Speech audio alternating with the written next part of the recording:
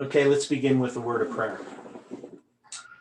Dear Father in heaven, we are thankful for the Sabbath and for the time that we have to study together. And we're thankful, Lord, for the things that you teach us and the way that you help us in all of our struggles in life. We know, Lord, that you are there for us. And we know that there's many things happening around us that we have no control over. And so we ask, Lord, that we can trust in you in spite of the things that occur. We pray for each person, for the people participating in this study. And we ask, Lord, that your Holy Spirit can lead and guide us, and be with us in this time we have together. In Jesus' name we pray. Amen. So happy Sabbath, everyone. And Happy Sabbath to you, too. Happy Sabbath. okay, now I got to get this set up right. So there was a question that was asked, and I'm going to answer this question. So I'm going to go over it. Just got to reshare this. Okay, there we go. Now, I shouldn't have done it that way. I'm going to go back here first. That's where I want to be. Okay, so this is a chart that I made regarding there, I can blow this up a bit. No, it's too big. It was too fast for me. Okay, that's good enough. So these are the literal number of days from the 10th day of the 7th month in 457 BC to the 10th day of the 7th month in 34 AD. Now, we had worked out the literal number of days for the week of Christ, that is from September 30th, 27 AD to October 12th, 34 AD. If you count the actual number of days, including September 1st and October 12th, it's 2,570 days.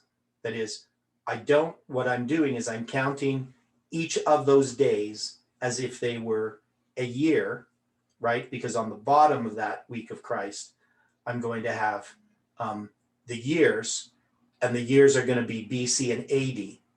And since BC and AD don't have a 0 year, I didn't count from the cross here. I didn't count the cross as 0 and count 1260 and then back 1260 with having April 27th, 31 AD as the 0 year. Does anybody understand what I'm talking about? Not really. Okay. So when I count the number of days, I'm actually counting all of the days, right? That is, I'm not counting, because the way that I counted originally, here, I'll go to one of my charts that I did on the 70 week, on the week of Christ.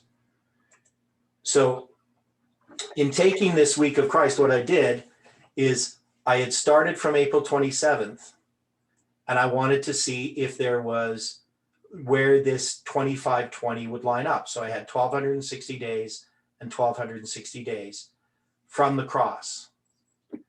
But if I had counted the cross as a 0, that is, if I had counted 1,260 days this way and 1,260 days this way, and I just did a normal cardinal count, that is, if you use the computer and you went to April 27, 31 AD and you added 1260, and then you went to April 27, 31 AD and you subtracted 1260, this would actually be a period of 2521 days, because I would have created a 0 in the middle.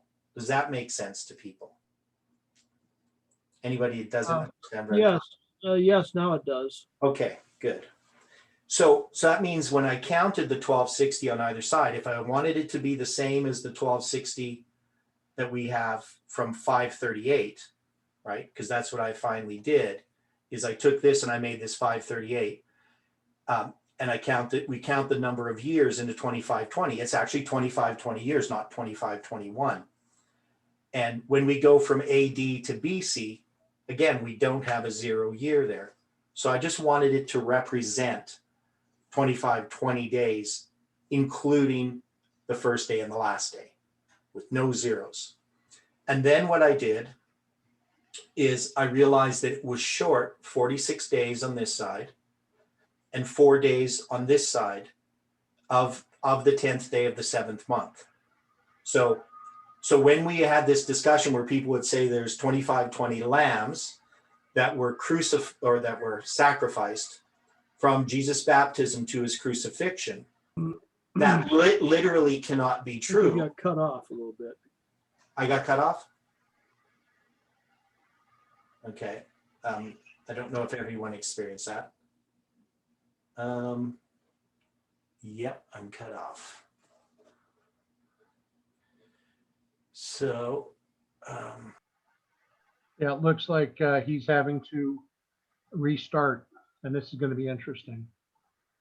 Okay.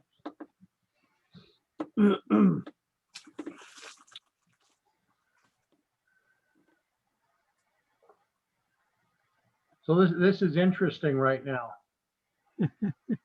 Theater, you're on mute. okay, it put me on mute when it restarted. Sorry about that. Okay, but the screen's not sharing right now, so I have to reshare the screen, right? Yep. Okay, there we go. So,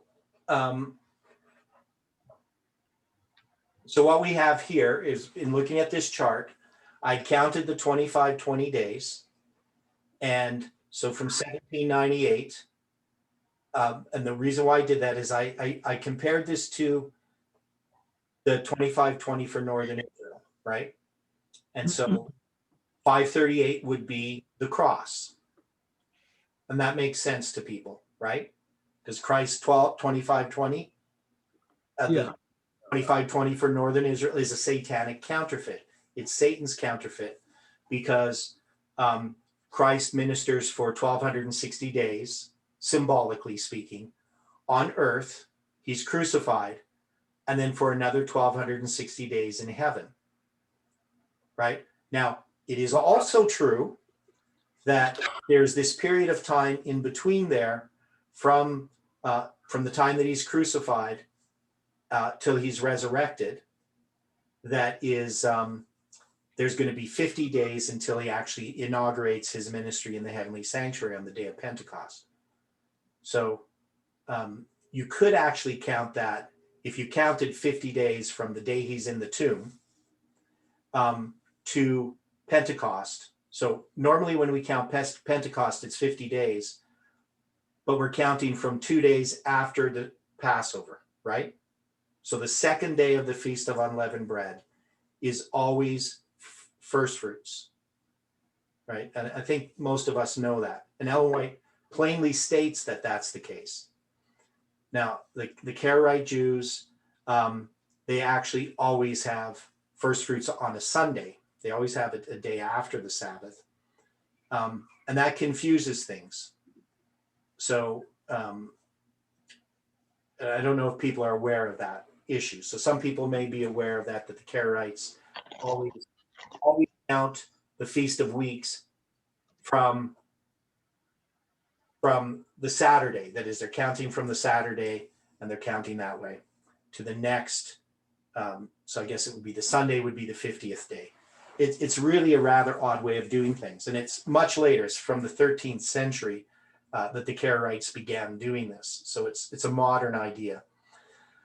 But it's not the biblical idea. The biblical idea is that first fruits is always 2 days after Pentecost. But when we say it's 50 days, that's an inclusive counting, right? So we could take those 50 days out. We could take the 50 days out of that count if we wanted to, and we could have 1260 days to the time Jesus lies in the tomb, right? Because he's going to be crucified, he's going to be in the tomb, and then you could count another 50 days to Pentecost, and then you could have counted 1,260 days, and you would have had 2570 days altogether, but it would be a cardinal count, not an ordinal count. So I don't want to confuse people. The point is, what I chose to do is with these two 1260s is I had the cross as the starting point, and I counted back 1,260 days with April 27th not being a 0 year, but just when Jesus crucified. I'm counting and including that day he was crucified as I count back 1,260 days, because I didn't want to have a 0 year in there. And then I count from there 1,260 days to, this would be October 8th, 34 AD. And that's 4 days short of the 10th day of the 7th month.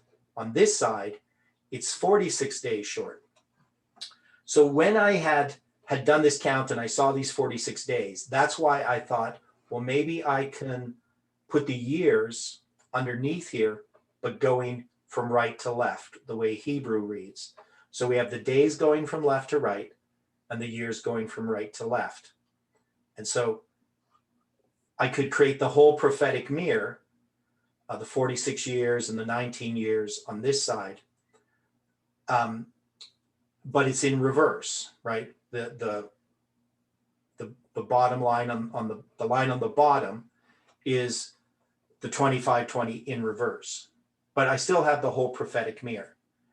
And then when I count from 1863 and I go back to October 27th, so this is the prophetic mirror. This is the whole prophetic mirror. It's 2,604 days.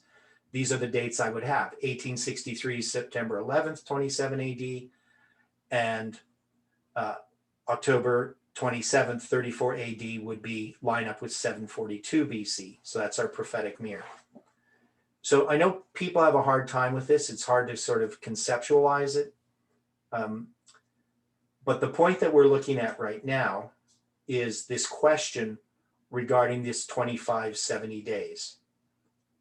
So this new chart that I made, where I look at the 70 weeks, so I'm not just looking at the week of Christ, but I'm actually looking at the literal number of days from, I'm gonna make it bigger, not too big. So the literal number of days from the start of the 70 weeks to the stoning of Stephen. And those number of days are 178,956 days. Okay, now when I do that count, that's a normal cardinal count. That is how we would normally count days, right? So I'm not counting October 29th, 457 BC as 1. I'm counting it as 0. And I'm just counting the number of days. Now this count is how we would normally count these things. And this is a biblical calendar. That is, it's a lunar solar calendar. So here in this chart, it says 490 lunar solar years are 178,956 days. Does anybody have questions about that? Does that make sense, what I did there? So it's a lunar solar calendar. That's the biblical calendar. It's based on. Okay, so. Yeah. So when you're doing the lunar solar calendar. Yeah. As your chart is showing, you come up with 178,356 days. 956 days. Yeah. Okay, sorry. Yeah. I had a spot on my screen. Okay. Okay, so that 490 is multiplied by what? It's not multiplied by anything. All I did is I counted from the 10th day of the 7th month in 457 BC to the 10th day of the 7th month in 34 AD. So I'm just counting the days when I go to my calendar converter thing, right? So I'm just counting the number of days. Now, I still have to remember how I'm doing that. So sometimes I forget how I do things, believe it or not. So what I'm going to do is I'm putting 457 BC. I'm going to put October 29th in here. on the Julian calendar. And you'll see it's the 10th of Tishri, right? So I'm just going to make this bigger. So you can Oh, see. we can't see it. Oh, you can't see it. Well, that's because I didn't share it. So let me share it. I'll do it this way. So there we have the 10th of Tishri. So this is 457 BC on the Julian calendar. It's October, which is the 10th month, and it's the 29th day. It's going to be October 24th on the Gregorian, proleptic Gregorian calendar, which we don't use in BC dates. At least you shouldn't, but some people do. But we still put it there anyway. But it's the Julian date that we're looking at. It's the 10th day of the 7th month. On the rabbinic calendar, it's the 11th day of the 8th month, the 11th of Heshvan. On the Islamic calendar, it's the 9th day of the 3rd month. And now I can hit this save button here. When I do that, it will put the date. Well, I already had this date saved. So I'm going to clear that, save it again. So it'll put that date there, October 29th, 457 BC. And then I can go to the end date. So I'm going to now take this same date and I'm going to add 490 years by going to 34 AD, but I have to change it to the 10th day of the 7th month. So if I go save, the number of days it gives us is actually, I did count it inclusively, 178,955 days. Now, it's interesting. This is in 34 AD, but notice the biblical date is the same. The rabbinic date is the same, and or the rabbinic and the Islamic date are the same. So notice that this cycle of 490 years, on the rabbinic calendar, it's obviously the same number of years, but on the Islamic calendar, it's 606 years. So you'll see here it says minus 605. So the Islamic calendar starts in 722 AD, right? So you can see that it doesn't follow the same number of years as ours. So the Islamic calendar it counts the years differently. So now what I'm going to do is I'm going to add 606 to 605. So what number should I put here? 606 plus 605 is going to be 1211, right? Okay. Okay, why is it, oops, 12. For some reason, it's not letting me go that far back on the Islamic calendar. That doesn't make sense. I'm just going to go back here. Okay, what did it do here? Oh, 1110, pardon me. Why did I want to go 1211? 606, 1110. Well, I did my math wrong. Okay, anyway, so when we go to 457 BC, it says it's 1110. And so if I'm going to subtract, that doesn't make sense to me. Just hang on. I don't think this Islamic calendar goes back far enough.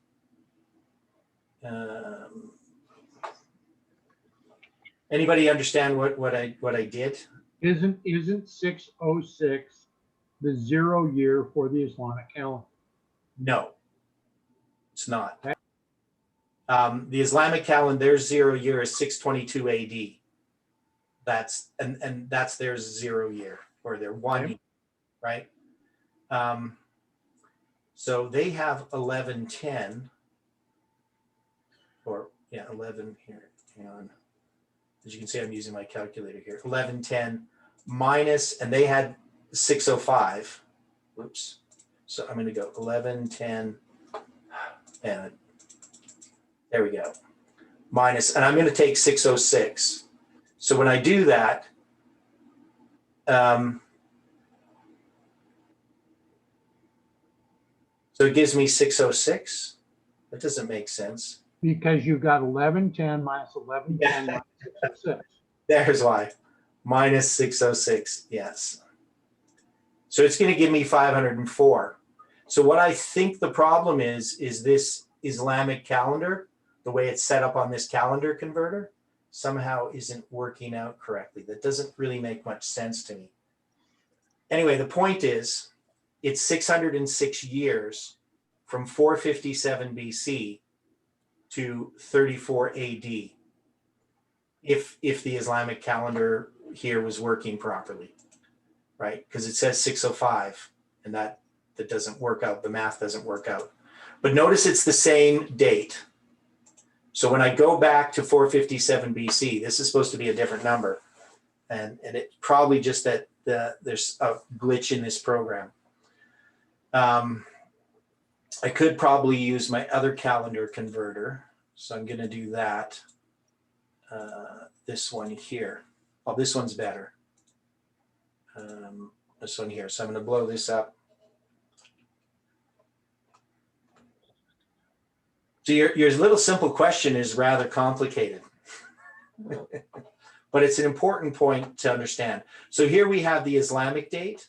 And what I'm going to do is I'm going to do the Julian date, 457. And I'm going to go October 29th. So I'm just going to add there. So when I go to October 29th, the Islamic date is Rabi al-Awwal, which is their third month. You can see Muharram and Safar, that's the second month, and that's the third month. So it's the third month, and they still give me the same year. What am I doing wrong? They still give me 1110. I think the problem is he actually copied this from this program. That's where he got his Islamic calendar. So it has the same problem that the calendar converter that Troy made has the same problem. So again, it's giving us the wrong Islamic date, right? Does that make sense to people that it's wrong? Right? Because this is, yeah, okay. So for some reason it shows us the same mistake. So it's not going to help us. So the year that it should be is you would take 606 plus 605, and you would get the year 1211 minus 1211 is what should be the Islamic year here, not 1110. So I'm not sure what mistake the program made, but it made a mistake. But it does have the correct month and day. So in 34 AD, when we go to October 12th, which is going to be the 10th day of the 7th month on the biblical calendar. 24. Yeah, pardon me, 20, yeah. You're going to see it's still going to be the same month, the third month and the 9th day. So that obviously doesn't work out because we know it's 606 Islamic years between those two dates. It's not 504. Unless I did something wrong. Maybe it is 504. Maybe I made a mistake. You know, that is possible. Maybe. You make a mistake, really? Okay, here's what I'm going to do. Just wait. What we need to do is we need to take 12 times 490. So here's how I did my calculation. 12 times 490 is the number of months you would have in 490 years. So 490 Islamic years would be. So I think the 1110 is correct because you're subtracting from a negative number. Right. I understand. Yeah, which I know, I understand that, but that wasn't the problem. The problem is I said it was 606 years, which actually is, if I'm thinking about it, that doesn't actually make sense. It probably is 504 years, but I'll show you what I did. So you can see how silly I can be sometimes, how a human being can make a mistake. So in 490 years, if there is 12 months, that's how many months you would have in 490 years, correct? Yeah. On our calendar. Right. But on the Islamic calendar, their number of days, their months are 29.530587 days. So I think what I did is trying to figure out how I did that. So Well, here's the way that I did it. The number of days that we have on this chart is 178,596. Okay, so that's the number of days we have. 178,596. I thought it was 956. 956, yes. 178,5. Okay, 178, what is it? 956. 9, 5. 56. Okay, and I'm going to divide this by 29.530587 days, because that's the number of days in a month. And the number that I get is, so in that many months, that many, oh, I see what I did wrong.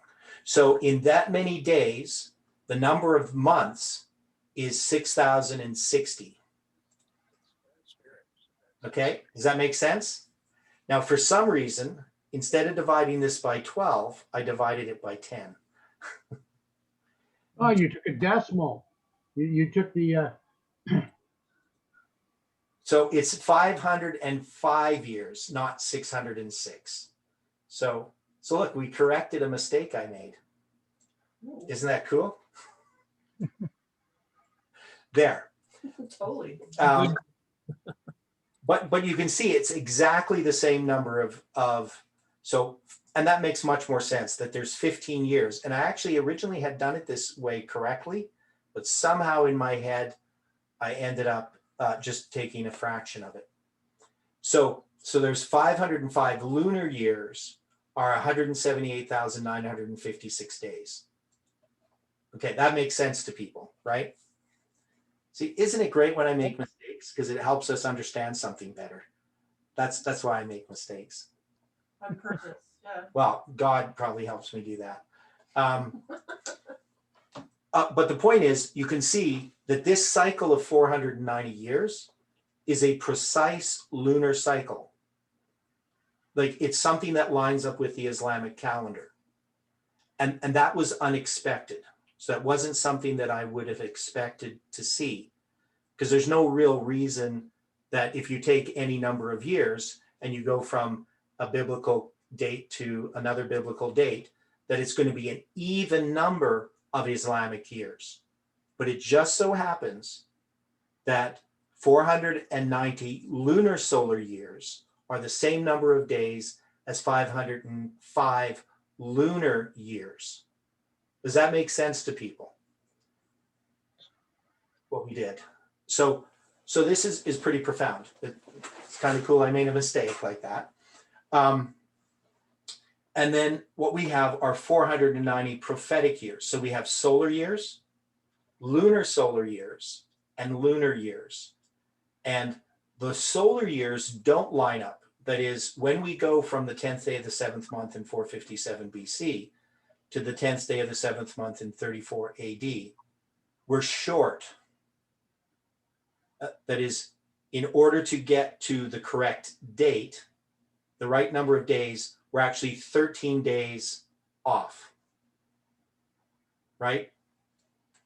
That is 956 days is the lunar solar calendar, but the solar years are 178,969 days. So there's 13 days that we're short. That is, if we went to October 25th, 34 AD, we would find that that lines up on the Gregorian or the solar calendar with 457. Of course, this is the Julian calendar, so it drifts. So it's drifted 4 days from 34 AD to 457 BC.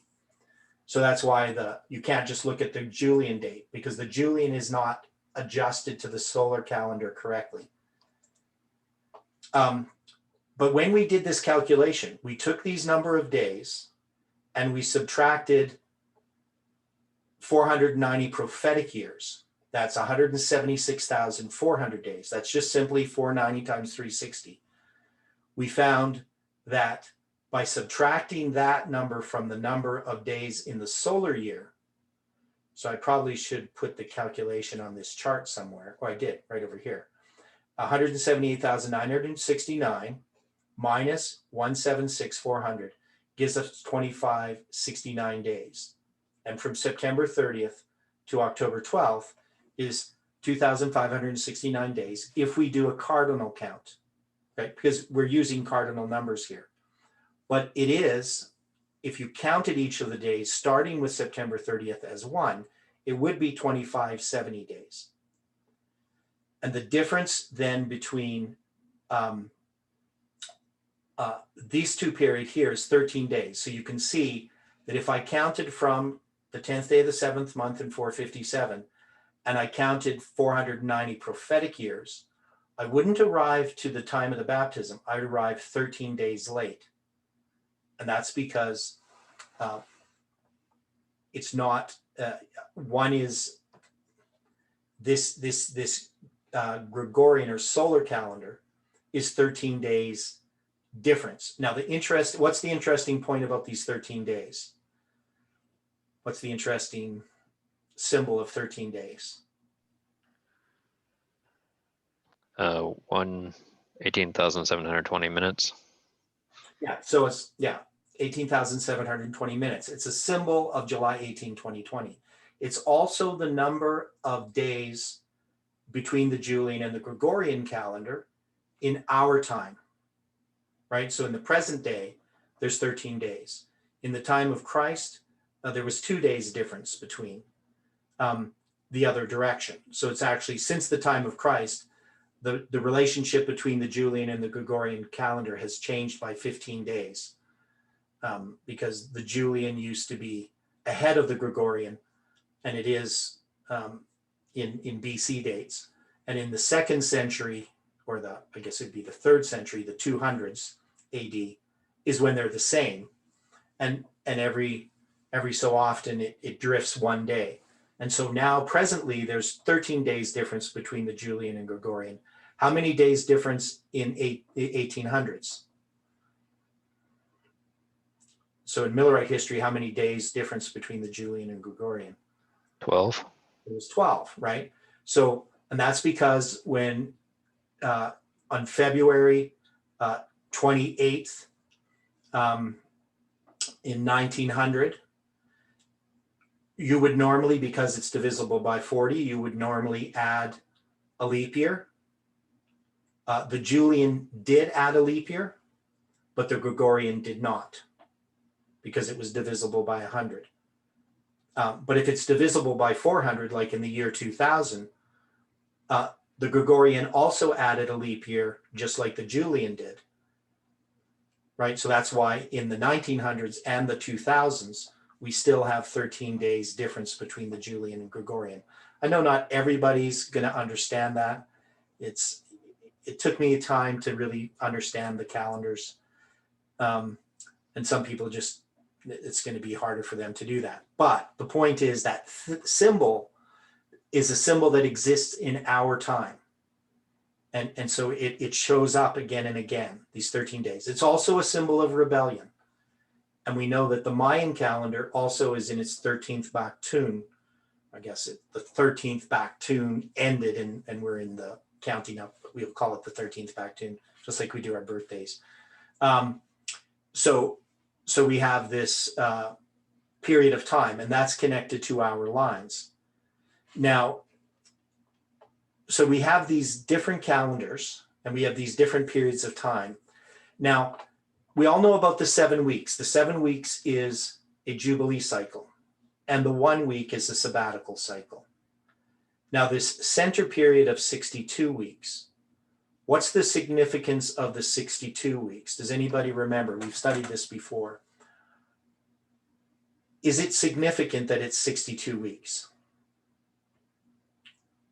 Or is that it's just the fact that there's 62 weeks is because you have a Jubilee and a sabbatical cycle. And so there's 62 weeks in between, but it doesn't have any prophetic significance.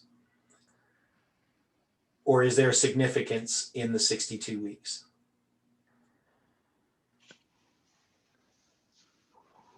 It's the remainder, but there's also periods like in the 777 days that have the same number, right?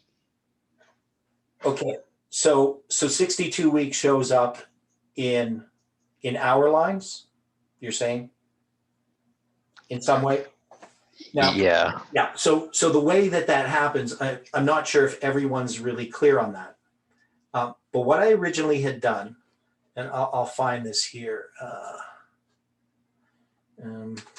because Stephen, he's the one who came up with the 777 days, right?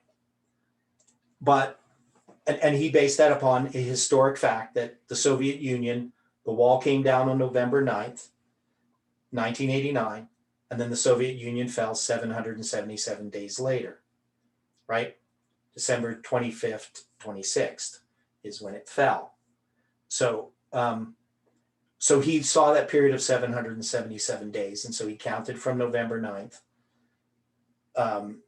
2019 to come to December 25th, 2021. So this is what Stephen had done. He had taken this 777 as a symbol. Now, the way that I had derived 777 as a symbol had to do with Lamech. And it also had to do with the 70 weeks. Now, here in this chart, I have the 3 490s. So I don't really want to go into this too much because we've done this. But if you look here at the end, so I'm going to zoom in a bit and just move this over. And there. So here we have the 70 weeks. We can see Artaxerxes' decree 457. There's 49 years. And here's 34 AD, there's 27 AD. And what I'd done back in 2014 is I had noticed that in prophetic periods, the beginning of a prophetic period and the end of a prophetic period, there was also other periods that were related to the overall period. Now, I could look at this as 7 times 7. So I'm just going to do it like that. So 7 weeks, 1 week. And this is 62 weeks. Now, 62 weeks is 434 years. But if I take 7 times 7 times 7, it's 343 years. If I add those two periods, that is, if I multiply this period by this period, 7 times 7 times 7, and I add it to the 62 weeks, I get 777. So this was the first occurrence of 777 that I found. But to me, it was connecting the two Lamechs, because there's Lamech who lived 777 years, and the other Lamech who had the 70 times 7 curse of anyone who would hurt him, kill him in revenge, bring revenge for the death that he caused. So I saw in this, Jesus talks about when I think it's, is it John who asks him, if my brother forgive me, or if my brother sin against me, how many times should I forgive him? 7 times. And Jesus says, not 7, I say not to you 7 times, but 70 times 7. And I believe that this is a reference to Lamech, the descendant of Cain. So this 777 symbolism becomes extremely profound, that it shows up in that this is 7 times 7 times 7 plus the 62 weeks gives us 777. And I've actually created a mathematical formula that shows the only period of time in which this could be true, where I have a period of time based upon, like I couldn't do this with 50 50s or 60 60s or 30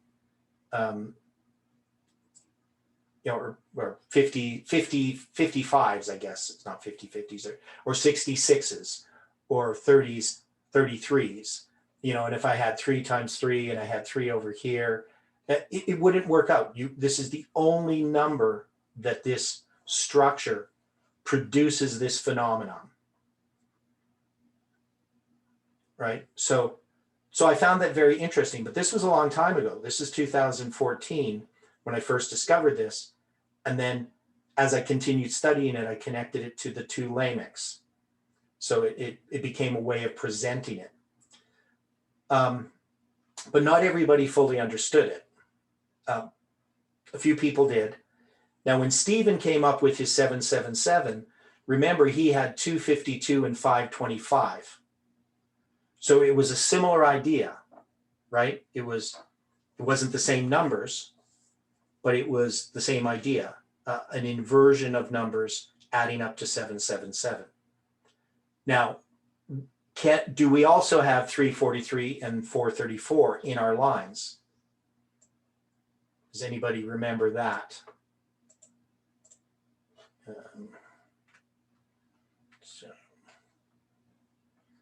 So over here, this is kind of the work of a few different people. And that's not the one I want. Where's the one I want?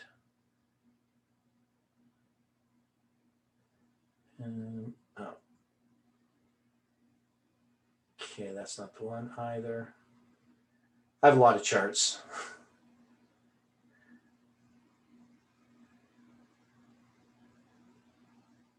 Here it is. So hopefully people can see this clearly. Now, what we have here is November 9th to December 25th. Here's Stephen's division. Now, when I came up with July 18th, and I'm not sure Stephen would have to answer that. I can't remember exactly how he had done it. I think that he understood that there was 777 days. But as soon as I'd come up with the July 18th date, Stephen emailed me from Ireland and said, it's 252 days from November 9th to July 18th. So that wasn't something I had noticed, right? It's something Stephen noticed. Now, so I think it's a bit later that he looked at the 777 days and realized he could invert the number of days here and he would get December 25th, and that this was part of a structure that began our period, our history with the fall of the Soviet Union, and that we could line it up with our history, right? So we obviously can put 777 days across the top. Now, a brother from Vietnam, he had figured this out about January 16th, that if he took the 777 days and instead of dividing it this way, he put 434 days and 343 days, that January 16th would be a date that would be marked. But at the time he didn't understand the significance of it. Now, we have another line in here, of course, July 18th. Remember that July 18th is 252 days to March 27th. So I probably could have put that in here. I could have put March 27th, and I'm going to do that right now. Just going to copy and paste this. It's pretty easy to do. Right, so if I do this, and make this a little smaller,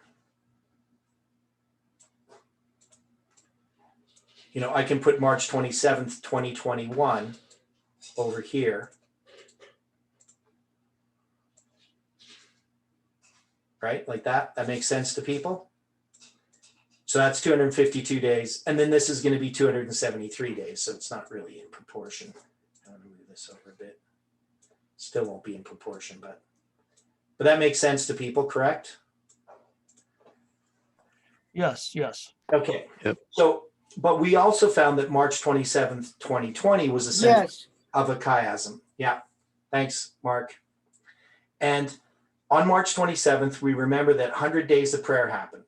And we figured this out, I think, on March 27th, because I think it was announced just around there. I'm not sure exactly when they announced it, but they began it on March 27th. So maybe it was a day before they announced that they were going to have this 100 days of prayer. And it was just at that time we were studying this March 27th chiasm, just as we were coming up to March 27th. Now, we know that 100 days is 144,000 minutes, and that the Adventist Church does an inclusive count of 100 days. That is, they're counting March 27th as the first day and July 4th as the 100th day. So if you counted between them, it would actually look like 99 days. But if you include the whole period of time from when they begin this, starting at the beginning of March 27th to the end of July 4th, It's 144,000 minutes that they have this day, 100 days of prayer. And then we noticed that July 4th was 13 days before July 18th. Now, if you did the math, how many days would it be? July 18th minus July 4th. 13 days or 14, depends Yeah. on how you count it. Now, the reason why I counted as it's 13 is I'm counting at the end of July 4th, because that 100 days of prayer includes all of July 4th. And then, so I'm counting from, let's say I'm just counting from sunset ending July 4th. And then I count 13 days to sunset commencing July 18th. It would be 18,720 minutes. So I know next new month it is the March. yeah, What is many days and March for praying? yeah. So we got March 27th up, and I got to change this to 2020. No, March. Yes, March. Yes, March. Wednesday, 31st. Okay, yeah. So what you're saying is that March, Wednesday is the 31st, the 27th is a Sabbath. It's a Yes. Saturday. Yeah. And like tomorrow is February 27th, or if you want to count it now because it's sunset. No, it's 26th. Yeah, It's like but 27th. tomorrow. Tomorrow. And since there's only 28 days in February, that means the dates are going to line up the same. So March 27th is going to be a Saturday as well. Now, a lot of little details here. And obviously, December 25th, that was the bombing at Nashville, to January 6th was 13 days. And just like this 13 days has 100 days of prayer at the beginning, this period of 13 days from the bombing of Nashville to the siege of Washington, there's 10 days of prayer that the Adventist Church had declared. And this is a regular part of their cycle. That is, they didn't choose this 10 days of prayer because of any event. They'd already planned it. There's 10 days of prayer from January 6th to January 16th. Now, this one is not inclusive, but they call it 10 days of prayer. So I'm not sure why they do it that way, but that's how they do it. But the point that you will see here is that from the end of their 100 days of prayer to the start of their 10 days of prayer happened to be 187 days. And 187 days is a symbol of July 18th. It's also the number of days from the first day of the first month to the 10th day of the seventh month. July 1st, as a symbol, is this the first day of the first month for the United States? July 1st is the symbol? July 4th. Thank you. Yeah, okay, July 4th. Is it a symbol of the first day of the first month? Yes. Yeah. And so January 6th, that siege of Washington, would have been a parallel to the Day of Atonement.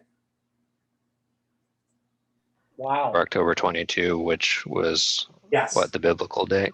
And the biblical date was the 22nd day of the 10th month, which is a symbol of October 22nd, which is the Day of Atonement. So it had all of these symbols. And my point about this history was that this was about the Seventh-day Adventist Church and the United States. And that's why I'm saying that what happened in the United States in connection with January 6th is marking a close of probation for the United States. And so when Trump failed in his reforms, and the reason why he failed is because the people really did fail in reform. It wasn't just that, the Democrats won. The United States failed to reform itself. It didn't follow what God wanted. it had failed, and now the Democrats are in control. So that's how I connected that. But you can see we could also divide the 777 days at January 16th by taking those symbols from the week of the 490 years. And so this became a very profound marker looking at this 777 days. And that January 16th is also a six months division between July 18 of 2020 and July 18 of 2021. Yes, so July 18, 2020 and July 18, 2021, January 16th is the center of it. Correct. That's what you're saying. Yep. Yeah. So it has that division. It divides that period of time equally. This is very good news for you healers.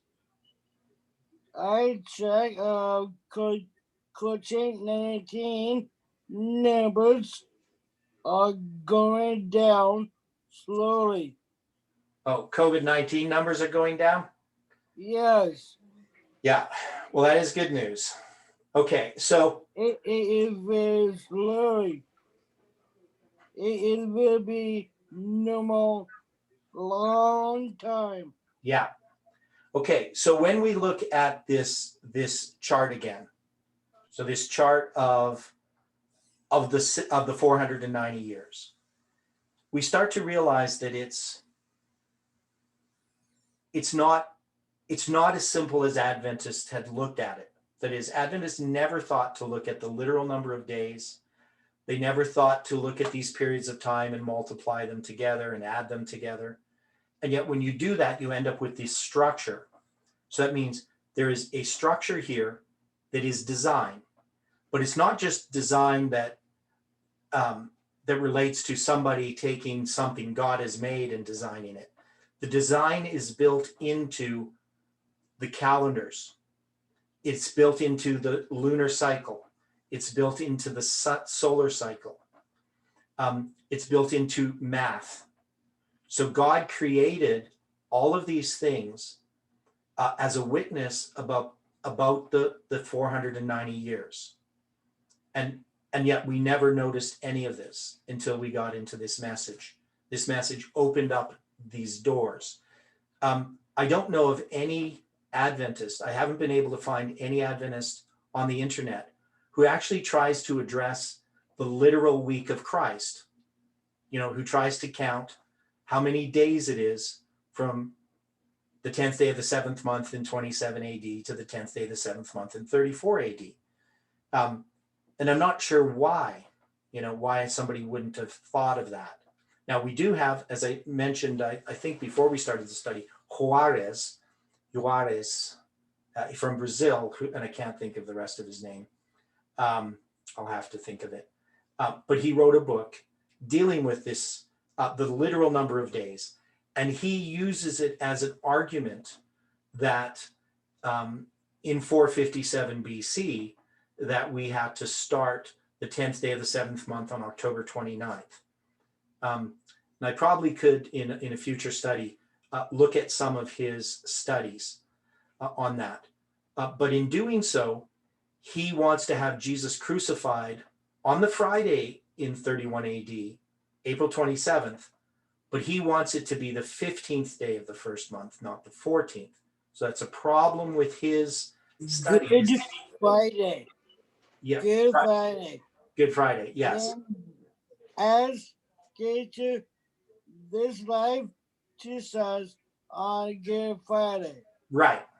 And that would have been the 14th day of the first month, Passover. So he was crucified on Passover. Now, so Juarez, he says, no, it's the 15th day of the first month. That's the Friday. And the reason that he does that has to do with the calendar. Now, I want to come away from this and look at a paper. So it's kind of a long story. A guy emailed me and said, don't send me any more emails. There's a guy named Joshua Hollyman. And I'd never heard of him that I knew of. except I did have his paper on my computer, and somehow he inadvertently got added to my mass email list back in September. So the first time I'd ever emailed him was September 7th, when I notified him about our meetings. And so today he happened to say, stop sending me emails. So this made me research and find out, who is this guy who's asking me to stop sending him emails? Happened to be this guy. And he wrote this paper, which has pretty much the standard Adventist view on the year of the crucifixion. I should say standard, really Adventism doesn't have an official view, but this would be the view that you would have seen our scholars have had, our conservative scholars have had, which is the view that we have. Jesus was crucified April 27th in 31 AD. And his is kind of related to the research of, can't think of her name, Grace Amadon, that's her name. So she wrote about this, and she's the one who really nailed it down. The first Adventist I know that nailed down the date for Jesus' crucifixion. So I did invite him to come in and join us in the studies, but he just said, stop emailing me. I was trying to figure out why I even put him on my email list. I have no idea. But anyway, it brought me to this paper. So we're going to read through some of this. I'm going to skim through some of it. So he says, do we really know why we believe that Christ was crucified on a Friday in 31 AD? It seems pretty simple and straightforward when we read passages from Scripture and Ellen White. But how do we answer the objections from all the naysayers who keep asserting and assuming there could not be a Friday Passover in 31 AD? Well, let's look at why we believe what we do in the first place. Now, he wrote this paper about the time that he did a video saying why he's no longer a feast keeper. So he was a feast keeper. He was raised a feast keeper, I believe, and ended up leaving that. So he's addressing this issue because obviously it's an issue with feast keepers and with lunar Sabbatarians. So, so there are people who believe in the Wednesday crucifixion, and then there's also the lunar Sabbatarians who the way that they preserve the Friday crucifixion is they adopt a lunar Sabbath. So that's a whole other story. So he's going to deal with the year first. He's going to deal with Artaxerxes' decree, and he sort of does the typical Adventist whitewash of it. He just says Artaxerxes received the throne in 464, and in the 7th year of his reign. So they just do the math.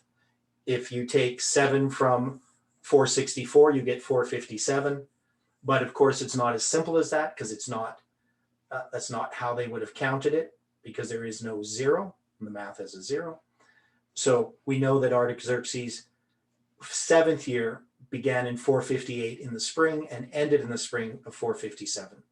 But Ezra's journey occurs starting on the first day of the first month in 457, which technically speaking would have been the 8th year of Artaxerxes' reign. But the Bible says it's the 7th. And so he doesn't address that issue, but he just assumes what many Adventists do. They just do the simple math and ignore the details. And then he says Jesus was announced Christ's Messiahship in 27 AD, and he was crucified in the midst of the week. So if you go from the fall of 457 to the spring of 31, that's 3.5 years, right? So we all know that. So he's going to address that part. And then he's going to deal with Artaxerxes' decree. And he says it went into effect in the autumn of 457 BC. Now, when Adventists say it went into effect, we can see that it wasn't given in the fall of 457. So it was given earlier. But how did we find the date where it went into effect? How do we know that it's on the 10th day of the 7th month?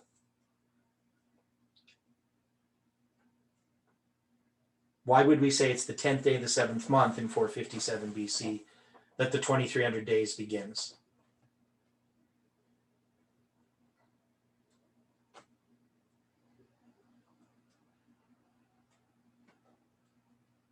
Anyone? Because it goes right up to 1844 or the 10th day of the 7th month. Right. So it ends on the 10th day of the 7th month. And so we would say, well, it makes sense that it starts. But we also looked at Ezra's journey, and we found that there was 2 chiasms. one that marks Pentecost, and another one that marks the 10th day of the 7th month, which I'm not going to go into. We already did those. But that to me is the evidence that we take the 10th day of the 7th month as the start.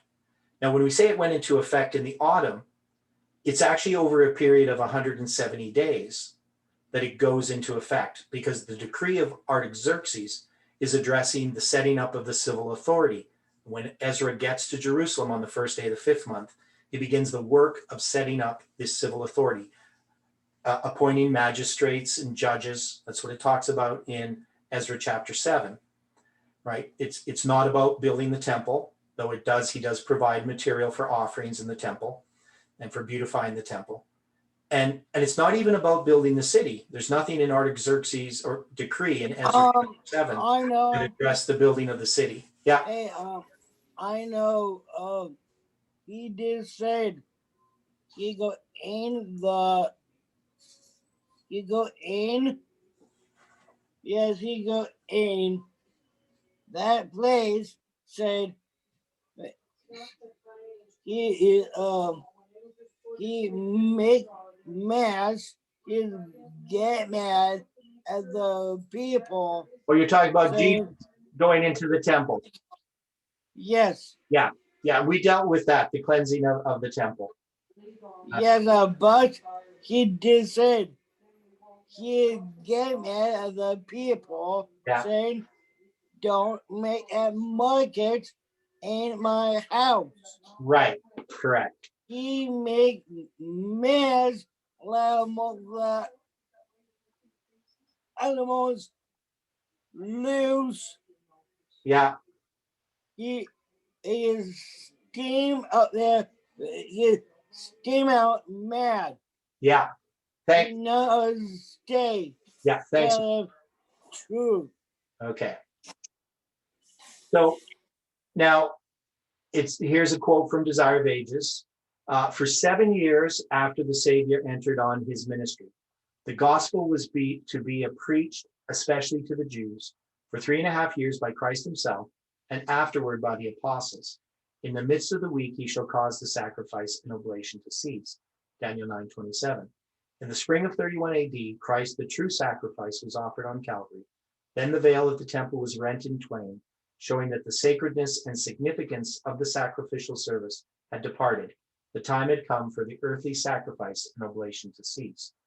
So he says it's pretty evident that if we're going to count this 3.5 years from the fall, 31 AD is going to be the year of the crucifixion. He says the bigger problem, though, is demonstrating that Friday was the very day. It has been asserted by many that there could have been no Friday Passover in 31 AD. One main argument is that the moon's appearance came sooner rather than later after the conjunction of April 10th that year. It is said that the crescent moon appeared after sunset on the 11th, making the 12th the new moon day, which would have allegedly begun the new year and the month of Aviv. 14 days later was a Wednesday, and they say that is when Christ paid for our sins. This assumption of the timing of the moon's appearance is causing some to look at another year, and some others to settle on Wednesday if they are content with the year 31. So what he's saying is, when people look at the Friday crucifixion issue, they say, well, you couldn't have a Friday crucifixion in 31, so it must be in 30 AD or 33 AD. But some who say, well, if it is in 31, it has to be on a Wednesday. Now, he's going to have us look at some calendars. He gives us some links. His links aren't really easy to look at. They're not very visual. So we did look at these. We looked at this one here. So if I go to 31 AD and I go to the month of April, we can see that there's the new moon or the conjunction. That's that blue circle there on the 10th of April. And this is in New York or Boston. So I'm going to have to change this back to Jerusalem. There we go. So if we change it to Jerusalem, you'll see it's at 1356, if you could read that tiny writing, which means it's about 2 o'clock, because it'd be almost 1400 hours. So like 4 minutes before 2 o'clock in the afternoon. Now, you would never see the new moon that soon after the conjunction. Now, if the conjunction had been maybe 6 o'clock in the morning, you possibly could see a new moon on the 11th. But when we look at this other chart here, and we go to 31 AD, whoops, and we're going to go to the second month because these guys start their year before. And I'm going to go here. Yeah, there we go. So if you look here, they'll say that the new moon is going to be sighted. So this is the new moon day on the 11th of April, right? Which is a Wednesday. So this is the argument that they have. So this would be the next day. Now it's very close to the line. And so this is what this person says. They're saying that if you have Wednesday, what would the first day of the first month be? If the new moon's seen on Wednesday evening.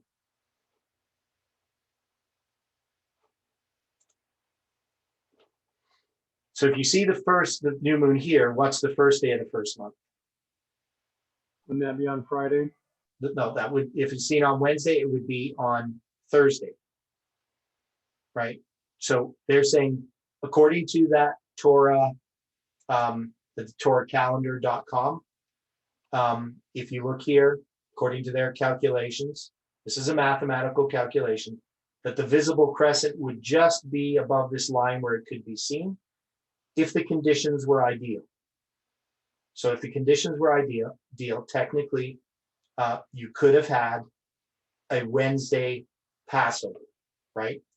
Because if this is the first day of the first month, the 26th would be the 15th day, and the 25th would be the Wednesday, right?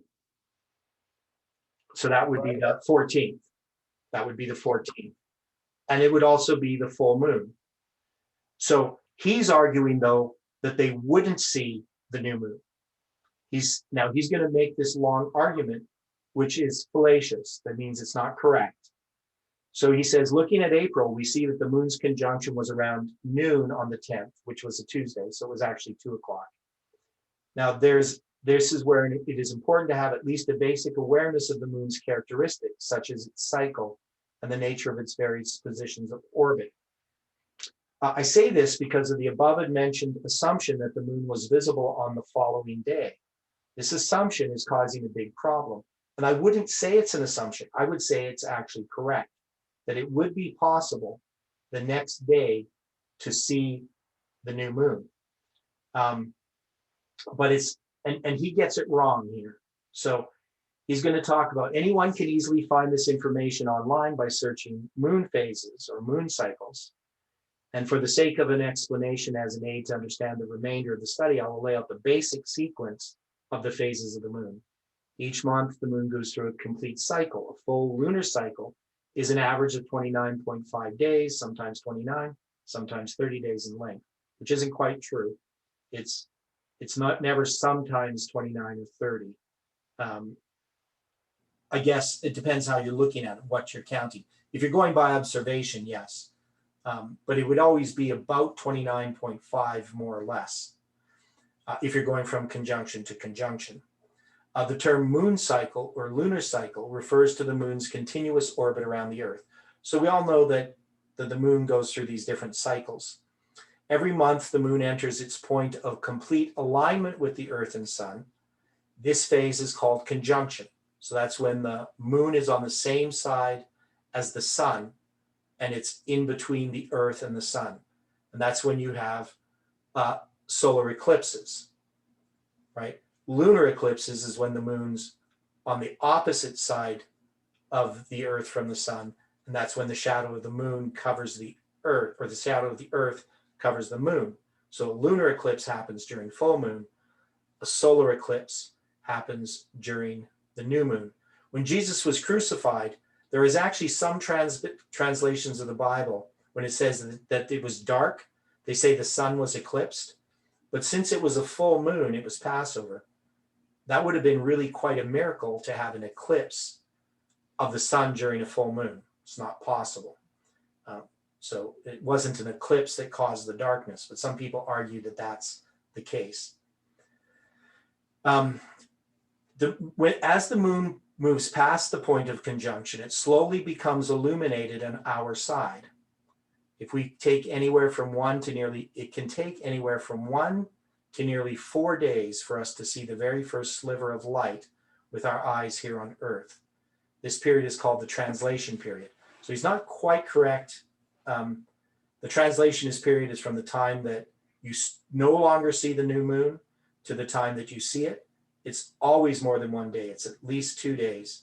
And the whole translation period can be 4 days. When we see this first sliver, the left side will be open. So he talks about what it looks like, what we call the horns of the crescent.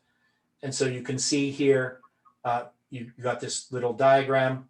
This would be the new moon. As the month progresses, you finally end up with a full moon. And it appears full. This doesn't have all of the 30 days. You can see this is about 4 times 6, so it's about 24 days. They don't have every single day there because they don't have all of the ones where it's dark, but you would actually have more days where it's dark.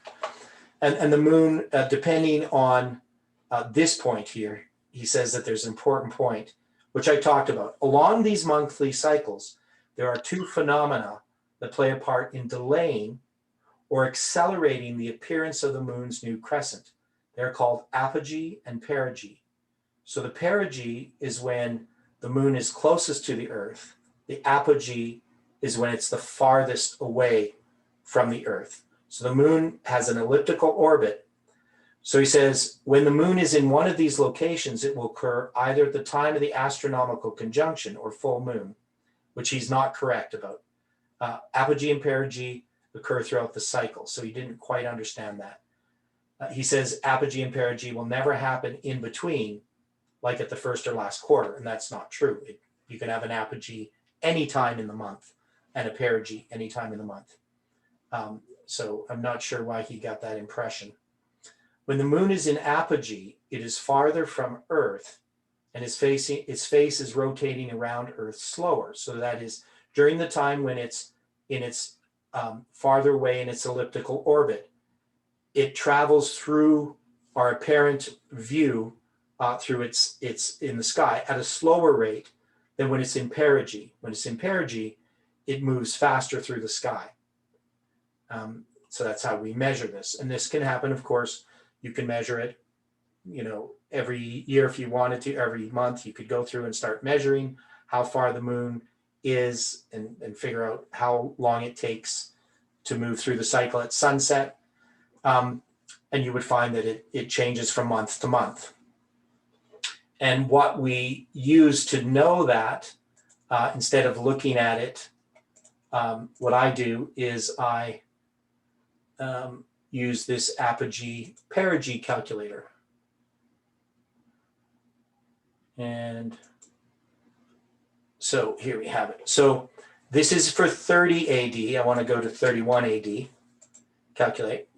And you can see in 31 AD, it's going to have the time of your perigee and the time of the apogee. And April 27th in 31 AD, when is the perigee? What date is that? That's the date of the full moon, right? So you look down here, new moons and full moons. The full moon occurs on April 27th is when Jesus is crucified, but the full moon appears on April 25th. So perigee, is it moving slower or faster? It's when it's closest to the Earth. Is it moving slower or faster through the cycle? Faster. Now you'll see that the apogee is April 15th in 31 AD. Do you know what kind of moon sizes? Right now? Yeah, it's no, not now. oh, Not now. You hear my whole question. okay. Yeah, Jesus sent his 12 suppers with him. He called white names, give them hugs, and he opened his standing on the hill, opened the door. When I am asked when Jesus standing at the hill opened the door of his kingdom, what size the moon? I'm not sure when that was, so I can't tell you. You know it. I do.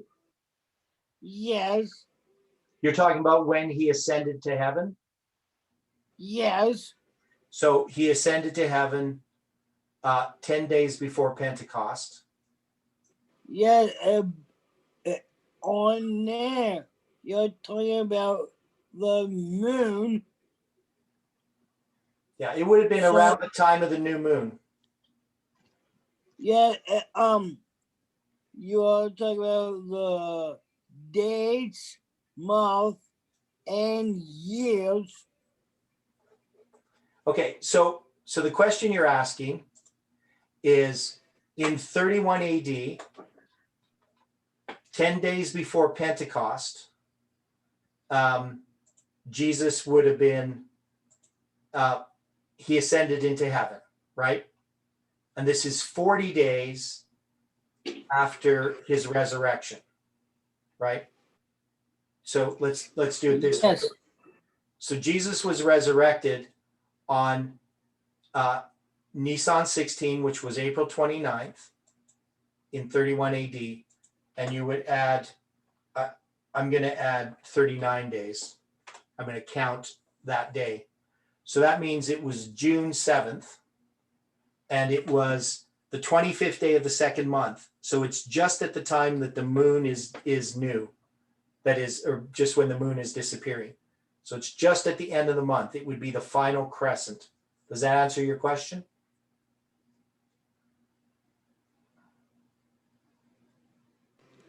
yes, Okay, good. So now when we looked at these, this perigee apogee thing, he's correct that at the time of the beginning of the year in 31 AD, that the moon was in apogee. That is, that's the time it's traveling the slowest. So its transit time is slower, or the translation period for when you have the moon disappears to when the moon appears is longer. Now, this argument I've heard before, and I think it's actually a valid argument, that if you were there in 31 AD, that most likely you would have seen the new moon either Wednesday night or the next day, right? So the day after that, this is April 12th, you definitely would have seen the new moon.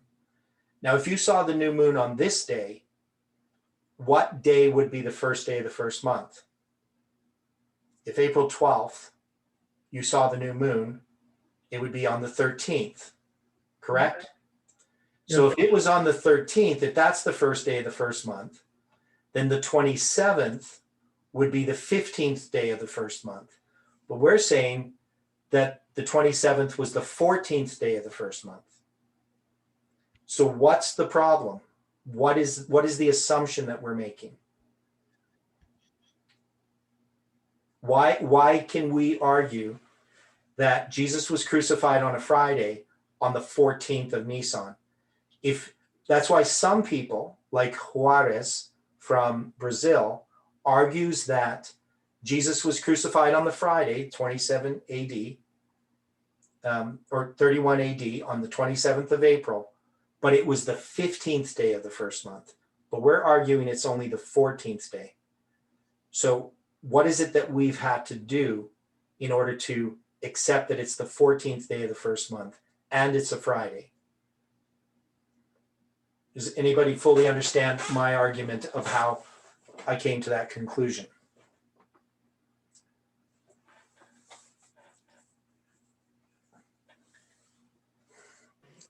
I both both of you wrong, and they're arguing wrong. Arguing Okay. wrong? They wrong, and you guys wrong. It'll be April Friday 2nd. 22nd, Jesus was crucified? 2nd. 22nd. Okay, well, No, not 20, not 22. No, it's a 2nd. April Number 2nd? 2. are you talking Yes. about this year? Yeah. Oh, okay. Yeah, I understand what you're saying. Okay, so he's going to argue here in this paper, when the moon is in apogee, it is farther from the earth and its face is rotating, more slowly. And he says during apogee, the main moon may be as dark for up to nearly 4 days. Then as the moon finally moves enough to be partially illuminated again, we can see the crescent with our eyes and we know that a new month has begun. Likewise, the moon becomes full later that month. It will remain full longer, about the same time it took to emerge as a crescent. Now, this again is wrong. That is, if you have the moon in apogee during the new moon that the moon is in apogee, it will actually be in perigee during the full moon, right? Which we saw in 31 AD. So again, he gets this point wrong. He thinks that somehow it can be in perigee both at the beginning of the month and at the full moon in the same time, which makes no sense. But anyway, this is just the kind of misunderstandings that we have when we don't understand something fully. I have lots of those. So if it took 3 days to appear, it will remain visibly full for about the same amount of time. That's just not true. When the moon is in perigee, it is closer to the earth and its face is rotating faster. So he doesn't realize that perigee actually occurs almost on a monthly cycle, but it drifts slightly. And so it gradually moves through the cycle over a period of time. So he says, yes, when it's in perigee, the moon also appears bigger. Not very much. It's not actually really that noticeable. And its crescent will appear sooner rather than later because it is moving more rapidly out of alignment with the earth and sun. And during perigee, the moon can appear within the same 24-hour period that conjunction occurred. That's pretty quick. And he's right, it can. But on average, the moon is visible around the second evening after conjunction. And that, I don't know if that's really quite true. It depends on when the conjunction occurs. So if the conjunction occurs later in the afternoon, it most likely, even when it's during perigee, it's most likely not going to be seen the next evening. It depends how late. So it can happen within a 24-hour period. But he's arguing something that we can just look at 31 AD and we can see that he's wrong about this. So he's trying to argue that the moon would not have appeared. So he's going to say here's what happened. Here's what he says. After its conjunction on the 10th, the moon did not appear until the evening of the 13th, Friday. The new moon was declared the following day, the 14th, and was the first day of the month, Abib. So he's saying that the seventh day Sabbath was also a new moon day. This means that the moon took almost 3¼ days to appear. Now, this is not correct. He's not. Now, I've read this in Adventist literature. So lots of people have made this same argument. And I used to believe this until I actually started looking into it. And this is a weak argument. So if Seventh-day Adventists believe this, it's really easy to show them nowadays that this isn't correct. But 30 years ago, we didn't have the computers. And so you would read this in a book and you would just accept it. The 14th day from the 14th of April was Friday. the 27th. The moon became full at around 11 p.m. on Wednesday, the 25th. At this time, there's a partial lunar eclipse, and the moon had a blood red color. 24 hours later, on Thursday night, in the Garden of Gethsemane, the Passover moon, broad and full, shone from a cloudless sky. So Ellen White says that the moon was full on the Thursday night, and it was actually technically full on the Wednesday night, but the moon appears full for a period of time. The moon isn't really just appear full on one day. That's right. Right. So if we look over here, he's saying that on the evening of the 13th is when the moon was sighted. But when we looked at this Torah calendar, we could see already on the 27th, the new moon is highly visible. It's way above this line. And so they would have been able to see the new moon on the 12th. Now, how many days are in the month in the Jewish calendar? Can there ever be 28 or ever 31? No. No. So the real issue here is, even if they didn't see the moon, let's say it was cloudy, they already would have declared the first day of the first month, even if they never saw the moon, right? So that means the delay in seeing the moon, even if it was just the weather being cloudy, is not enough. You actually have to have the previous month begin later. So, yeah. Sky is clarity. I do see the full moon. Yeah, the full moon, but not the new moon. My it did so. My Atlanta Hoysock saw the new moon. Okay. She asked me, I see the moon. I said to her, I not see the new moon. We live on the farm. Oh, okay. Yeah, so it depends where somebody's living too. Now, what I Yeah. did, so here's the calendar the way that I had worked it out. This is the start of the Hebrew year from 30 AD to 31 AD. So I started out here in the top left. This is the month of Nisan, and I have each of these boxes represents a biblical month, the best that I can. Nisan 1 would have been March 25th in 30 AD. And then I have underneath, these are the Julian month days on the bottom, and the biblical month days. Now you can see there's 30 days in Nisan. So I actually have to put the 30th of Nisan over in this box just to keep it simple. And then this is going to be Iyar, and then Sivan, and then Tammuz, and then Av, and then Elu, and then Tishri, and then Heshvan and Kislev, and etc. So you got these different months: Tevet, Shevet, Adar, and then what we say is in 31 AD there was a Vadar, that is, they had to add an extra month. That's because the month can't begin until after the spring equinox. So obviously the spring equinox is going to be, I think in there it was like the 20, I think it was the 20th or the 19th. So obviously you would have to add this extra month, because when you saw this visible crescent here on the evening of the 30th, then you would, and actually you would look on the 29th. So here's what you would do.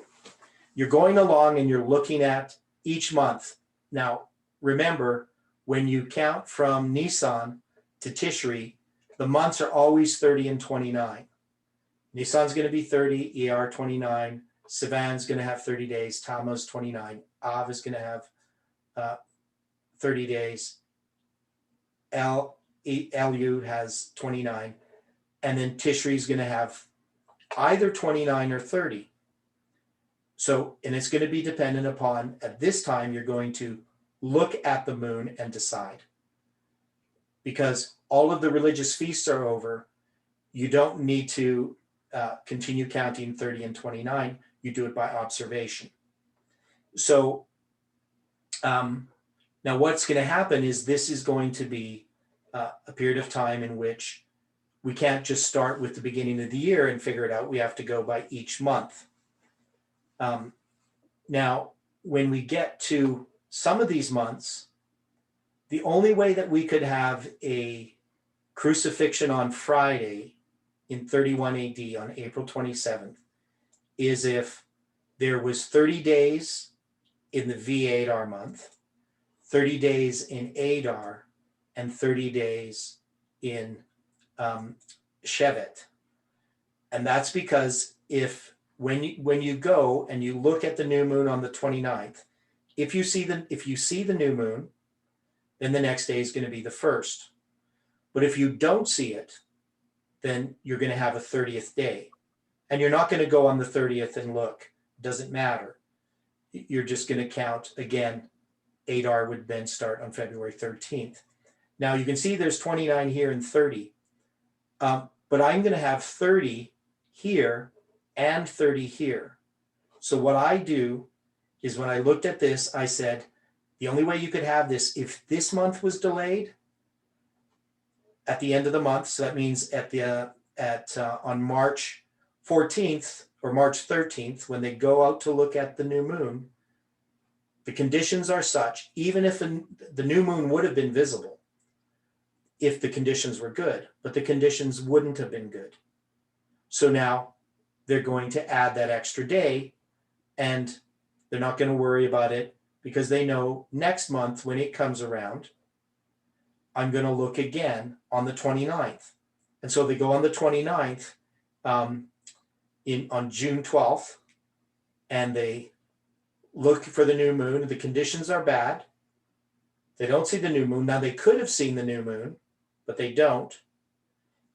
And even if they had seen the new moon here on the 28th, let's say the conditions were good on the 28th and they saw the new moon, would they make the next day the first day of the first month?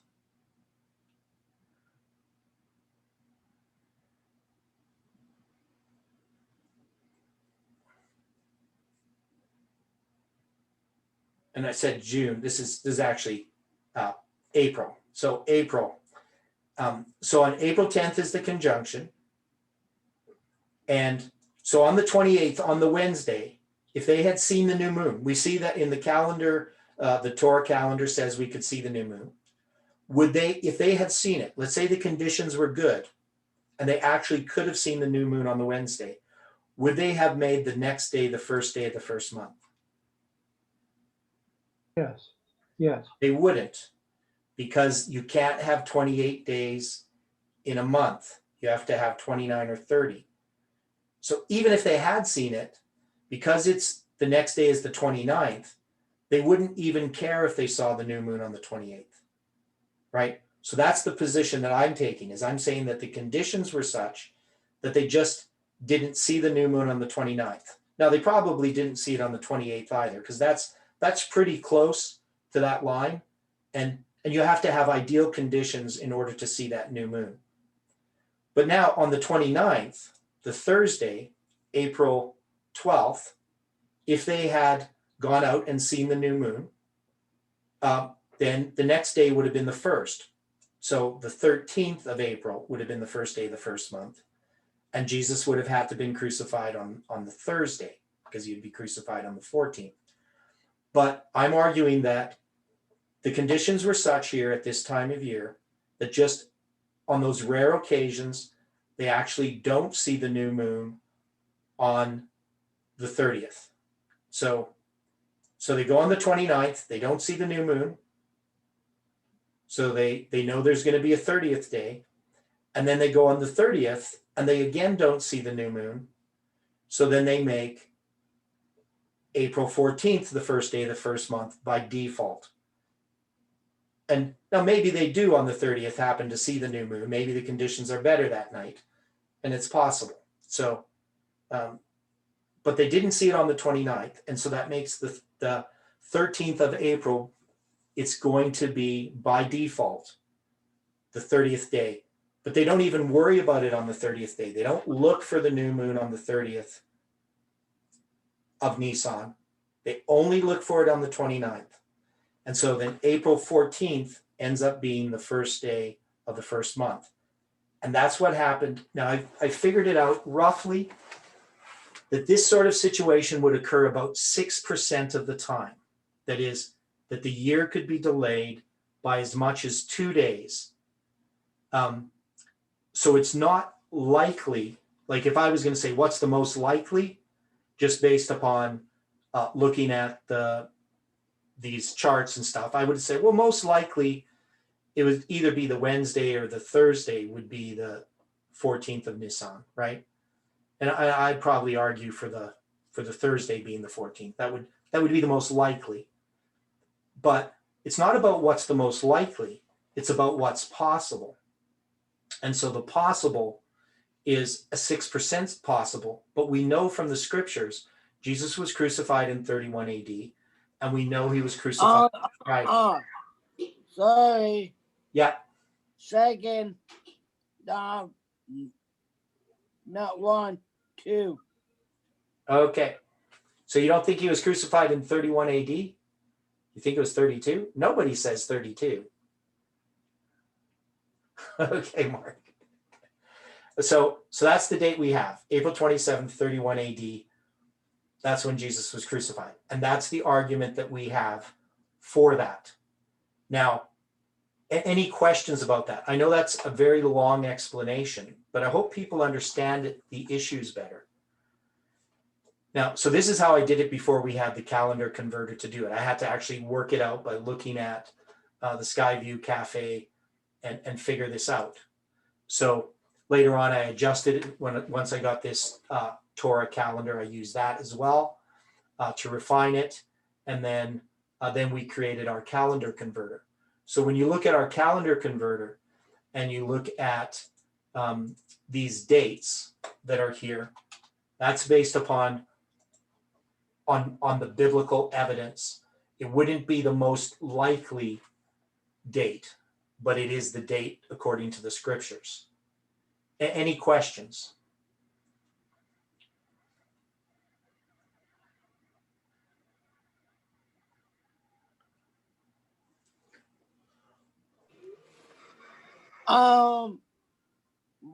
What size the moon he born? When Jesus was born, well, he was born in 4 BC, and he was born around the time of, well, I wouldn't even really need to look at it. It would have been around the time of the Feast of Tabernacles or the Day of Atonement, somewhere in there. So it would have been either the quarter moon, the first quarter, going towards the full moon. So if he was born on the full moon, that would have been the 15th of Tishrei, which is the Feast of Tabernacles. And some people argue for that. They say he was born October 6th, 4 BC, and that would be the 15th of Tishrei. So that's the full moon. So he could have been born at a full moon. And the reason why they use the Feast of Tabernacles is because Jesus tabernacled with men, right? Yes. So they use that as the argument. And now when you count from the story dealing with Zachariah and his wife Elizabeth, and there they had, it says that they were in the cycle of the priests of, I'm trying to think of the name of it. Maybe somebody remembers the name, but we can actually know what that cycle of the priests was that he was serving in. Wasn't that the cycle of Abijah? Abijah, that's it. Yeah. So it was in the cycle of Abijah, or the time of Abijah. So that's where he belonged, Zechariah. And so we can count that, and we can put the 6 months difference between John's birth and Jesus' birth, and we can figure it out that Jesus would have been born around the end of September, beginning of October in 4 BC. The course of Abijah, they call it. Yeah, so Jesus would have been born about that time. And I sort of like the 15th of Tishrei, because it says that when Jesus was baptized, he began to be about 30 years of age. So we know it's not exactly the same date. It wasn't his birthday that he was baptized on, but it was around the time that he began to be about 30 years of age. So it's around within, a couple of weeks before or after. So it definitely works out really well as with the wording there that's used.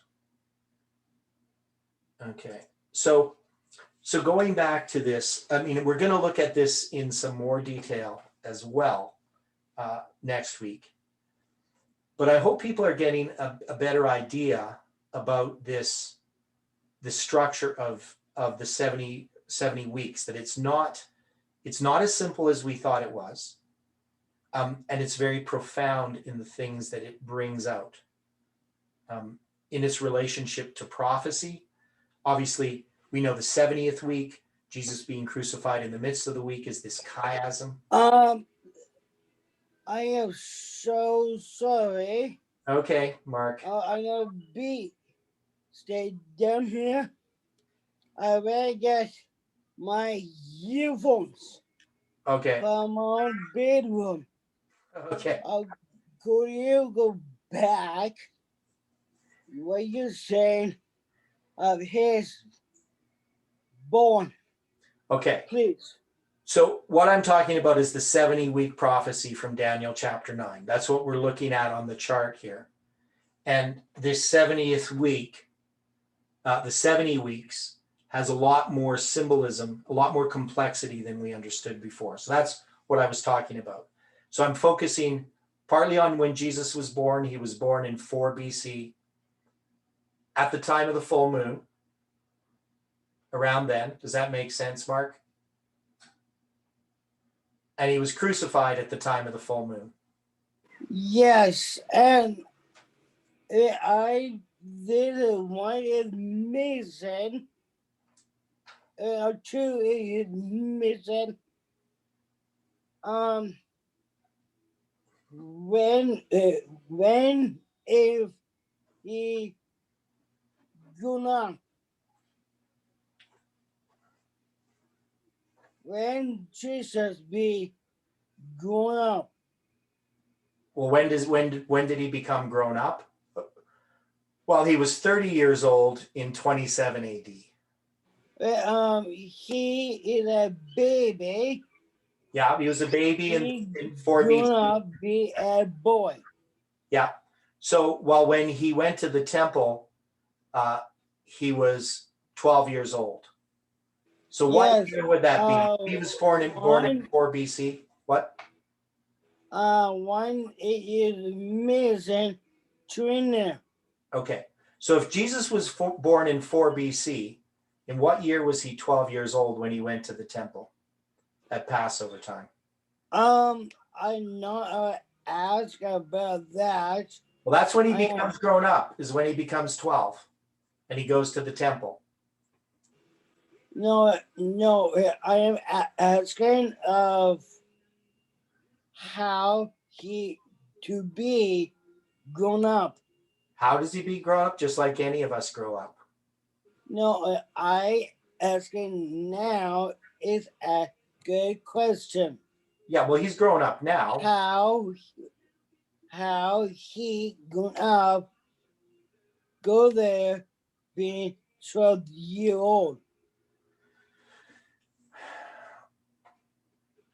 How did he become 12?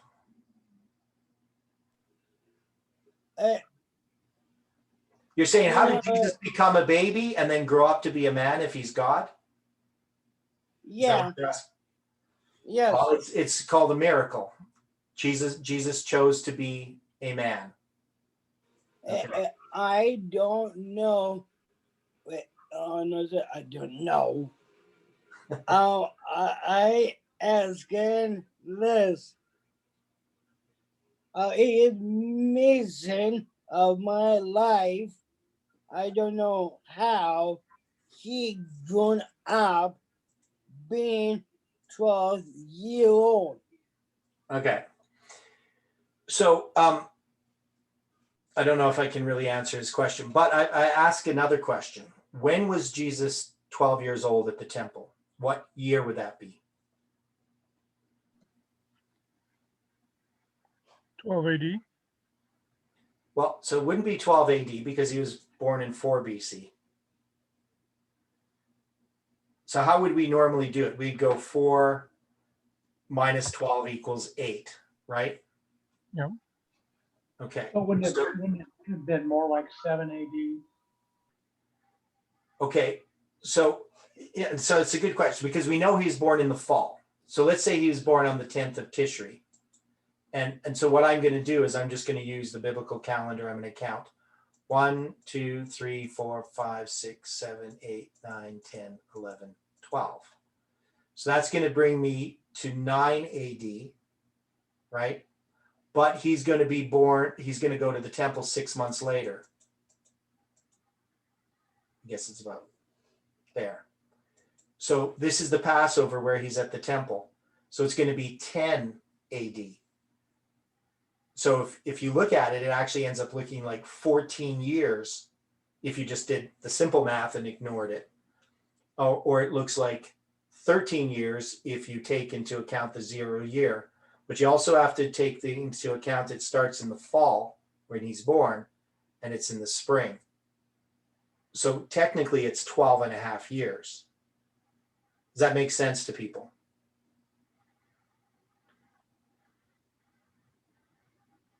Yes. Okay. Yes. Yeah. And so it's just one of those things where, you know, I've seen people give different years for it. I've seen people say man. Yeah. He be man. He grown up be a man. And how he be God. How can he be a man and be God? It's called a miracle. Wait. I am asking. He grown up be a man. How he be a God. Well, he was a God before he was born. Hey, I asking. He grown up be. He a baby. He grown up be a boy. Yeah. Boy grown up be a man. But he's God. How he be a God. Why would God do that? Why would God become a man? Because Well, Jesus I am- created everything. Hey, I am asking. I'm gonna be that pussy. I am asking. Good question here. He gonna be, but he a baby. He's gonna be a boy. Yeah. He's gonna be man. Yeah. How he be a God? Well, That is good. Yeah, Correct question. I know there. it's a good question, and I answered the question. He was God before. That's how he could be God after he's grown up. He's a God all the way through, but he's also a man. Yeah, he was a god when he was God when he was a baby. Yeah. He wasn't just a God when he grew up. He was a God before because he created everything. Right? That's why he came and died for us. He came and became a man so that he could die for us and save us from our sins. So anyway, at the point here, if we look at the life of Christ, this 30 years, we divide it just like we do with our 30 years. How did we divide our 30 years from 1989 to 2019? Does anybody remember about that? Why we did that? You remember Jeff presenting that? Because it was a symbol of when the Levites became priests. Okay, right. So that's the 30 years. Now he divided it though to 12 years and 18 years. So what did he mark at the point of 12 years? That would Christ going to the temple. So Christ going to the temple, and what would that be in our history? The 12 years. What year? 2001. 2001, right? So we would take 2001 and line it up with Christ being 12. And what happened in 2001? 9/11. November 11, 2001. Yeah, so 9/11. So that's how we line that up. Now, I've never thought of counting, how many literal days it was from when Jesus was born to the temple, but I know it's 12 and a half years. And then how many days from when he was at the Passover, his first Passover, to his crucifixion. So I'm going to look at that and try to figure out exactly if there's any representation there in the number of months and so forth. But as we start to look at this in more detail, we have this fact that this cycle of 490 years is not happenstance. That is, that the lunar solar years line up in such a way that 505 lunar years are the same number of days as 490 solar years. That is, the lunar calendar lines up in this, and that doesn't happen that often. But also we have the prophetic year become significant. And also the relationship between the solar year and the actual period of time from the start of the 2300 days, that relationship is a period of 2569 days, and it gives you that the period of the literal week of Christ. So the difference between a solar year number of days and a prophetic year number of days is the exact period of time for the 70th week. Now, they don't start the same. So you can see there's this 13-day difference at the beginning because of where the solar year is lining up with the biblical year. It's 13 days off, but it still gives us that symbol. So it still gives us this period of time. The other thing, though, it shows is that we actually have a literal number of 7 years of solar years from October 13th in 27 AD to the stoning of Stephen, that 2,556 days. That's exactly 7 years. And that's October 13th to October 12th. Now, but that would be including October 13th. It would be, I think if we include October 13th, it's 2,557 days. So I can't remember which way I did it. But the point is, even though that this doesn't, as far as we know, mark an event, it could actually mark, and this is just a suggestion, that the 70th week starts on the 10th day of the 7th month, but that Jesus is not actually baptized until the 23rd day of the 7th month. Now that's a possibility. We know that the 70 weeks, though, the 70th week begins with his baptism in the fall.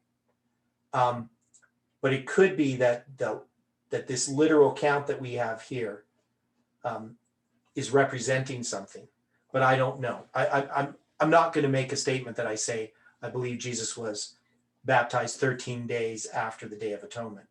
I would make the argument it's most likely he was baptized on that day. But there's that 13 days there for some reason. And that I don't, I see it as significant, but I'm not sure how I can explain it. Now, I also have this division of 13 years and 36 years. We're going to look at that next week. We're going to look at some more things that we can see from the 70 weeks that this is telling us about. So this division here from the 10th day of the 7th month to the 25th day of the 6th month, that's when they complete the streets and the walls.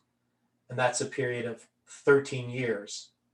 And then there's 36 years from then till the end of these 7 weeks. And a lot of people believe, I've actually run into many Adventists who believe that the temple was built in 608 BC because the way that they understand the 70 weeks is that the 49 years, the 7 weeks at the beginning, is the period for the building of this temple, the streets and walls in the city. And they imagine that it all happened here in 408 BC. That is, I know many Adventists who teach that. I've seen it on charts. And I have to say, I taught it myself. So before, when I was just a regular Adventist, I used to believe, for instance, that When Daniel went into captivity, he went into captivity at the time that the temple was destroyed, or the city of Jerusalem was destroyed in 586, right? Why would we believe that? Why would an average Adventist believe that, even though it's not in the spirit of prophecy? It's clearly not true. And so why do we do that?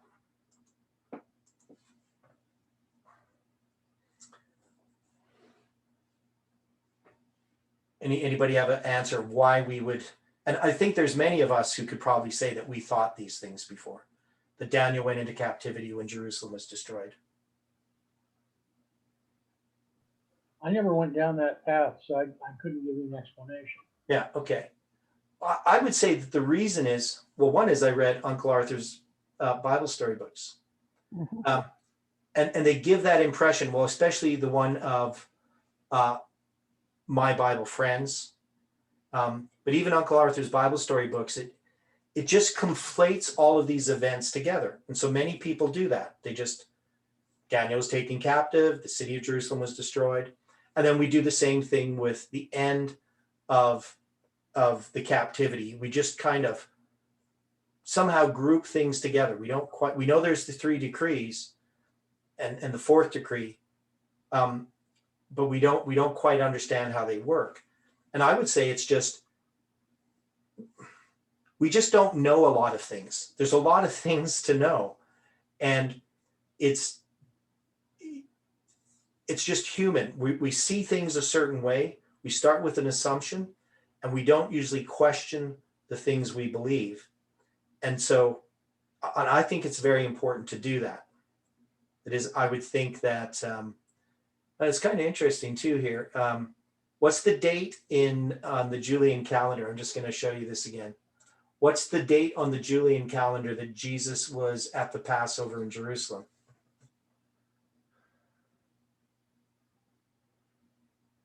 In 10 AD. It's interesting it was April 19th. I don't know if that's significant, but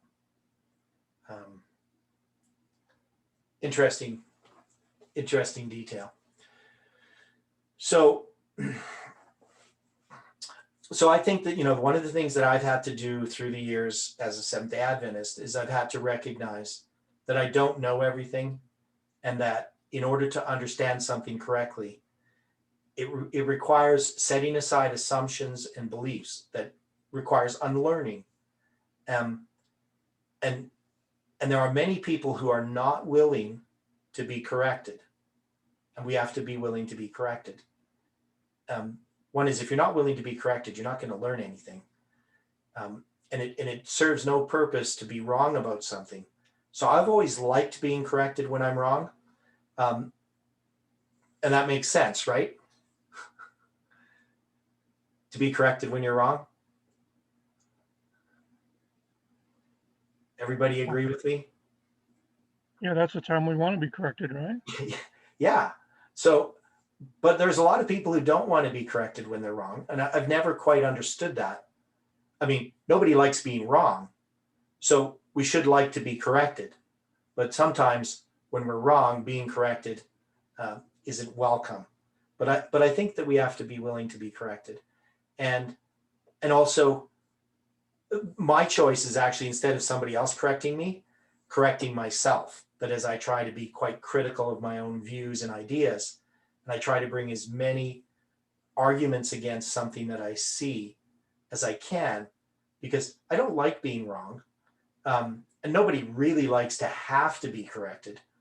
But I'd much rather be corrected than to maintain a false belief about something.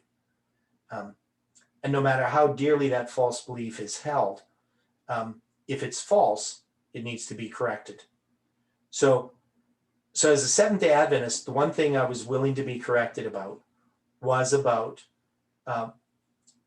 anything connected with chronology. If I could see that it was impossible that Jesus could have been crucified on a Friday in 31 AD, that it was impossible that Artaxerxes' decree could have occurred in 457 BC, I wouldn't be a Seventh-day Adventist. And I was willing to see that those things were not correct. But every time I examine them, I continued to find more and more evidence that Adventism is correct. But in order to see that evidence, I couldn't start from the way that many people do, that they get corrected often without really looking at it critically. That is, there are many Seventh-day Adventists who they will be shown that Artaxerxes' reign was from the spring of 458 to the spring of 457, and that the decree could not have gone into effect in the fall of 457. They will be shown arguments that Jesus couldn't be crucified on a Friday in 31 AD. They will be brought arguments that Jesus couldn't be born in 4 BC. They'll be brought arguments that Adventists got it wrong, the 2300 days. And we're going to look at the 2300 days, the end of the 2300 days in 1844. And they'll say the Adventists got it wrong. The Karaites kept September 23rd as the 10th day of the 7th month. And they will look at these things, but I don't think they look at them critically enough. That is, they're not looking at the preponderance of the evidence. They're not looking in everything. The people will sometimes exchange the truth for a manufactured fact, which is called a lie. And these types of assumptions, we have to set them all aside. And the other thing, of course, is that my relationship with God, my understanding of my relationship with God in relation to truth, is a character issue. That is, what I understand as truth is not an intellectual issue alone. It's a character issue. And we see that manifest in others quite readily. That when people reject truth, we can also see the character aspect of why they reject truth. We can see the anger. We can see all those types of things. And so we have to be really careful with ourselves that as we follow the path of truth, we should know that conviction of sin is always connected with it, and that God is humbling us, that the acquisition of truth does not feed human pride. The acquisition of truth humbles human pride in the dust. And that's the most important thing about truth, is what it shows us about ourselves. God didn't give us these truths just to tickle our intellectual fancy, right? He gave us these truths to bring a conviction of sin. So any final thoughts before we close with prayer? That was quite a long study.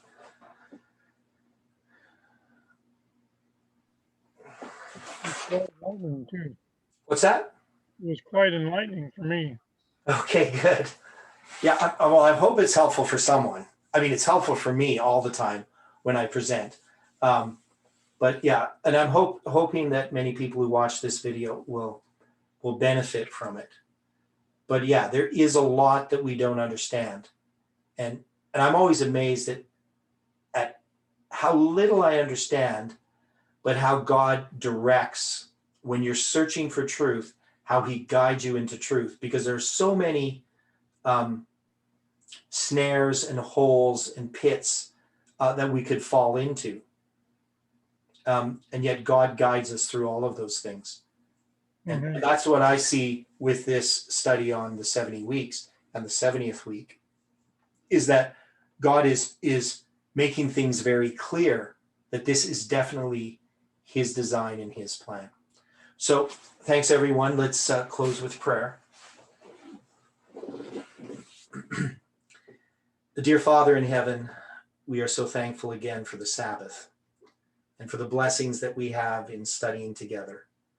We ask, Lord, for your Spirit to be with us throughout this Sabbath day, that your angels can be about us, that you can comfort us and bring us close to you. We pray for the studies on this Sabbath, the various studies that are going on. We ask, Lord, that you can continue to work upon the hearts of your people, and that you can bring us to a greater knowledge of you.